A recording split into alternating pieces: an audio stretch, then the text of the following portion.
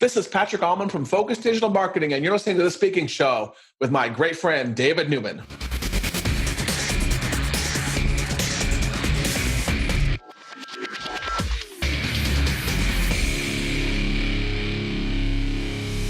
Back in the groove. Good. Patrick Almond, all about focus. All about focus. How are you, buddy? Pretty good, man. It's been a while since I've chatted with you. We're just going to have a far-ranging, wide-ranging conversation about digital marketing for speakers and experts. Sweet. This is what we do. This is how we do. I know. Now, the first thing I got to commend you on, because you and I go way back, and I saw your website back when it was like crazy and funky, and I don't know what the hell was going on there. But today, when people go to allaboutfocus.com, they will see a very simple, very compelling, very powerful website. And it's powerful in its brevity, it's powerful in its specificity, and it's powerful in its impact in this crazy, busy, 3-second attention span world. I'm going to ask you for a little inside baseball. When you redid your website, and of course, it's always a work in progress, I know, but this iteration of it is pretty awesome. How did you come to that? How are you're brave enough to not use a lot of words? Talk about that. I'm not sure if it was reviewing other websites or actually reviewing other speakers. One of the things I really do is I study other speakers, and I've noticed that the speakers that sometimes say the fewer words are the more impactful speakers. I think there is some beauty, and this comes from my marching band days. This is one of the things I studied back then. There's some beauty in the quiet as there is in the actual noise. So if you can say something really impactful and just shut up and get out of the way and let the client or the prospect make the next step or have a chance to think about what you just said, you have a better chance, I think, of getting them kind of towards your way of mind and towards you on your train. So over the years, the various iterations, I've just gone simpler and simpler and simpler to where right now it's almost like a landing page type website, if I'm not mistaken. I know I don't have my own website memorized, but yeah, I think it's really simple now to where it's like a landing page. Here's what I do. Here's my target audience. You want to talk? Fill this in and let's get on the phone. So would you say, I'm going to ask you a kind of a dumb question, I guess. Would you say that from a digital marketing standpoint, does everything start with our website or does it start kind of before even we get there? I'm not going to say it starts with the website. I think it starts before people get there. For me, I try to do like what a David Newman does, and I open up my mouth and I start talking about stuff. And I've had people not even go to my website, but text me or private message me on Facebook and say, shut up and take my money. How can we work together? Because I like the words you've said so much. And I used to be really hardcore. You must have a website and screw all social media. And if you don't have a website, you're not a real business. But I have to admit, I've matured over the half decade or so. And I realize that there are so many different ways for people to talk to me now that there's probably 5 or 6 different ways that you can get a hold of Patrick or Focus, and we'll talk and see if we're the right fit. So your website may not always be the first fit, but it better be a good one. I want to tackle the zebra in the room or the giraffe. Maybe it's the elephant. I play a good zebra and a good giraffe. I'm tall and I have multiple colors. Yeah, there you go. I think so many people have hung their hopes on social media. Social media, I got to be on Facebook, LinkedIn, Twitter, Instagram. I got to be on Pinterest. I got to be everywhere on social media. I got to spread the social media jelly on as many pieces of bread as I possibly can. Now, you help people with this. Yes. What are some of the misconceptions, myths, or just plain flat out mistakes that people make with social media that is a total waste of time, and then some opportunities that they're equally missing that would not be a waste of time, that would be a great use of their time? The two come to mind right off the bat. The first one is believing that that's all you need. And this kind of segues from the previous question there. It's not all you need, but you need it. So I've had some people in various marketing groups say, I don't have a website anymore. I don't have a domain. You get me through my Facebook page or my Instagram account, and that's really all I need. And I'm like, no, you don't own that. And I want to slap them and say, you don't own that. That's at the whim, and that's at the whatever kind of mood Mark Zuckerberg is in for the day, whatever kind of reach he decides to give you. And all of a sudden, you're a group that has 1,000 people in it. He's going to let 10 people see your post. Again, it's not the only thing you need, but you do need it. So for the love of all that is holy, please stop sending clients to your Gmail email address and get a real domain and act like a real business, even if it's a really simple one. The second one that comes to mind, what was the second one? Is right there on the tip of my head. Oh, it's the fact that realize that all those connections you have on social media are not yours. And this is something I see people do a lot is there's like, those are my connections. Those are my friends. Those are my prospects. Give them back. I want them back. No, they are not yours. They are all belong to Mr. Z and Mr. and Mrs. Z right there. If you're lucky, you can put out a video or an image or whatever, and you can connect with some of those and get them into your pipeline or contact them via DM or via Facebook or get them on the phone. But at the end of the day, they are not yours. And I cannot tell you the number of times I've seen people come into a Facebook group and said, oh my goodness, I had a fan page of 20,000 people and it's gone. It disappeared. It's just, I have no idea why. Who do I call? I'm like, there's nobody you can call. That was a free asset you were using compliments of Mark Zuckerberg. Sorry, start a fan page and get over it. So those are the first two I see, is that you do need a website, and remember all those connections are not yours. And then are there opportunities that we're not taking, like just gaping holes, like when you have a new client or maybe they're a speaker or a consultant or a small business owner, solopreneur, and you're like, wow, dude, seriously, you're not doing X? Are you crazy? What are the overlooked or missed opportunities that people ignore at their peril? I think, again, two things come to mind right away. And I think I've seen you do this. You do a great job at this, by the way, is that whole retargeting thing. Just about every single social media site out there allows you to put an ad in front of somebody if they've gone to your website. If someone goes to Do It Marketing and they're poking around for a while, they may get distracted and hop over to Facebook and go do something. Well, you know what? There's David all up in your grill right there on Facebook. And I love that. You're one of the few really great speakers that I see do that. I virtually scream at my speaker friends all the time. It's like, why aren't you doing this? And the second one is video work. I am such a huge fan of video work in Facebook groups and fan pages, over on Instagram where I do video. I tell people all the time, I am not great with words. I can speak, I can get up in front of an audience, but I see some people who are really good at copywriting type out these long, ginormous stories every single day on Facebook. Some brilliant people in some of the common groups that we know that are really great copywriters. I'm not great at that. But I can turn on my Logitech C920 right here and go live every single week, and I've got your attention. Then I can, of course, strip that out into a podcast and get that transcribed and all that stuff. But retargeting and video, those are the first two things I do for every single client. Huge. Now, you mentioned podcasting. Obviously, we're on a podcast now. Oh, yes. Do you recommend podcasting as a visibility strategy or a credibility strategy or a lead generation strategy, or is that really kind of a higher level optional see me later kind of thing? I recommend it, but only if people have the time available. And I like to call it a credibility strategy because one of the key things I tell people, new up and coming speakers who are maybe earlier in the phase than me, is that the person talking is the perceived expert. And it's amazing how many times I'll see people talking. When I was up and coming, I'd see people talking and I'm like, that person has no idea what they're talking about, but they are the ones talking. And the whole difference between an expert is the person sitting in the front row of the audience facing the speaker and the actual speaker facing the audience. The person sitting in the front row may be a much smarter person, but they're not the ones talking. So podcasting, like videos, like blogging, like Instagramming, and you don't have to do all these things, but those are different avenues of you talking. And when you're talking, you will be the perceived expert. So I think credibility is the number one word that comes to mind right there. So let's also talk about old school. I like old school. We were talking about 3.5-inch floppy disks and the big 8-inch black vinyl floppy disk. Right. We're not going to talk about floppy disks. I want to talk about email marketing.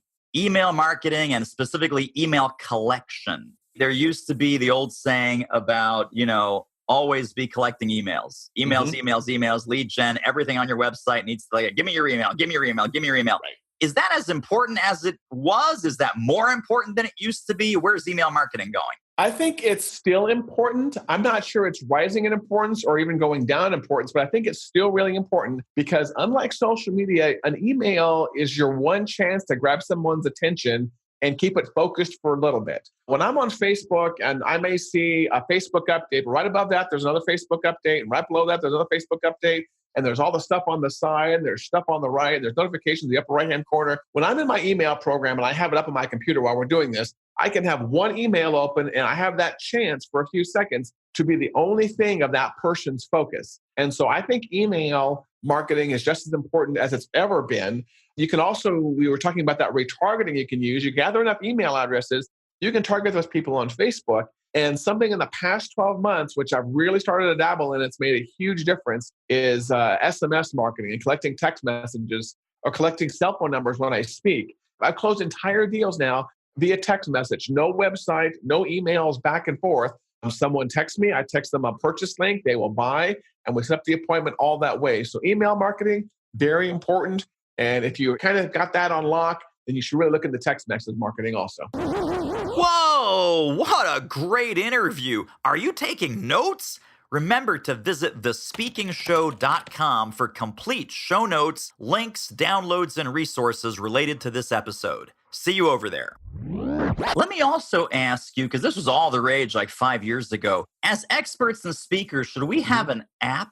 Like, whatever happened to apps? Remember, like all the speakers, I have an app, and Shep Hyken had an app, and all these big gurus had apps, and you download my app. And is that a thing anymore? Is that like so 2013? That's a hard one because I think it's another way to really show your expertise, but that's a really expensive route to go also. And not to mention that Apple and all the other app store places are getting kind of picky as to the apps they deploy. And so that's one of those things I say, you know what, if you've got an email address list of 100,000 people and you're doing great SMS marketing and you've got regular lead flow coming in, you want to expand your brand even more, maybe an app is something you should look at. But then again, you better have a very specific reason for it. There are apps out there which are just the same thing that you're going to get on social media or someone's website. That's not what the app should be. If you have a process or you have a tool that you can use with someone and you can deploy that via an app, that would be a good reason for an app. Our good friend, Sally Hogshead, has a fascination index to where you can actually has quizzes where you can understand your fascination and where you focus in all her color scheme. That's a tool that she's developed that's really good. If you're someone like that who has an actual tool that can be turned into an app, that would be a good reason for it. Otherwise, I would run away from it, run far and run fast. Gotcha. I want to go back to what you said about video, because some speakers, especially if they're early in their career, they don't have that video sizzle reel, right? They don't have the demo reel. And you probably get this question a lot with your clients. They say, well, Patrick, can I just shoot videos at my desk? Can I just shoot videos when I'm out and about? Those kind of content videos, the 60-second, 2-minute videos. And is that a reasonable substitute for a speaker demo reel, or where do those two kinds of videos intersect, if at all? Would it be a good substitute for a speaker demo reel? Probably not. It would be a good way for a prospect to see you in action and your energy and your philosophies on things.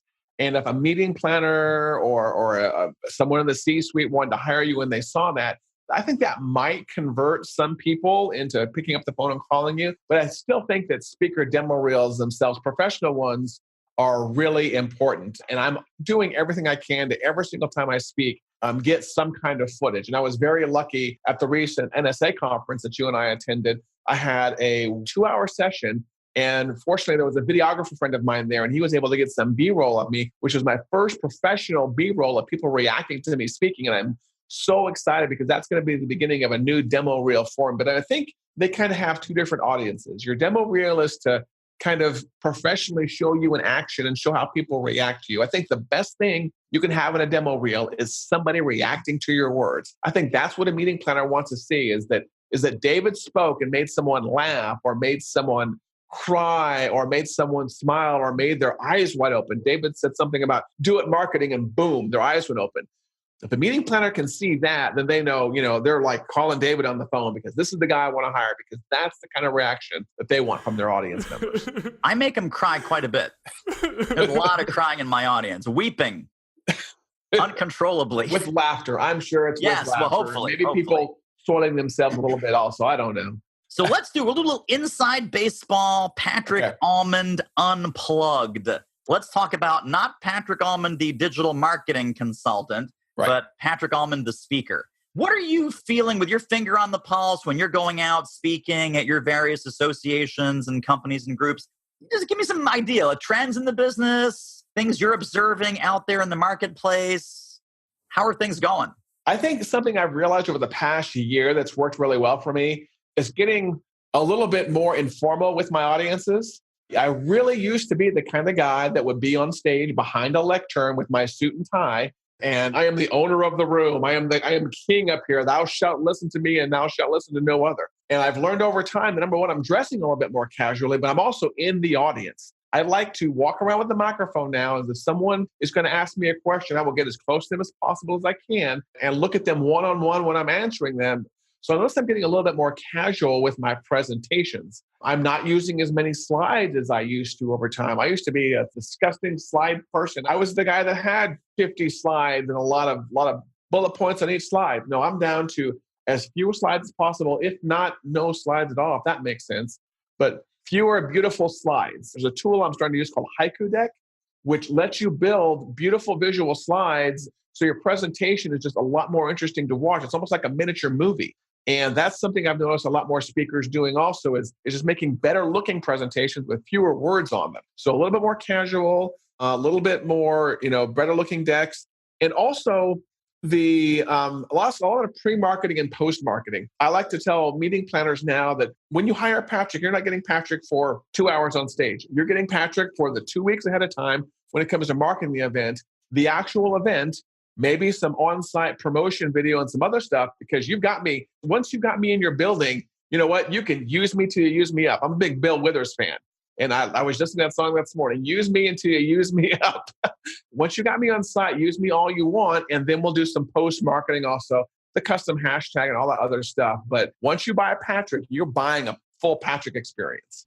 I'll tell you what I love about that. This is about when they hire you, a lot of speakers say, well, I'm going to make sure that my program is successful. You're making sure that their event is successful. Exactly. So it's adding value. It is doing things before and during and after the event that enhance and amplify what you're doing while you're there. Right. If you're to do it right, you can make it a win for yourself. You can make it a win for the meeting planner, and you can make it a win for your fellow speakers. Something I've started to do also is when I started working with a meeting planner, I'm like, have you hired all your speakers? And if they have, and I'm like, you know what? Let's talk. Let me get involved with you because I know people. I know people that know people. And if you need to fill speaking slots, I can find those people for you, and I can help you put the event together. If you can become buddy-buddy with that meeting planner and you can make their life easier, and like you said, if you can help them create a great event, they are going to love you, and they are going to be invited back quite a bit. So become that meeting planner's best friend, and they will absolutely adore you.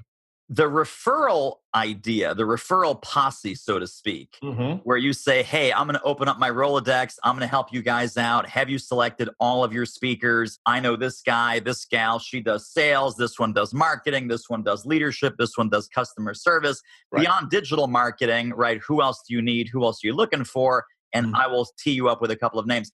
I think this is the huge opportunity in our speaking community.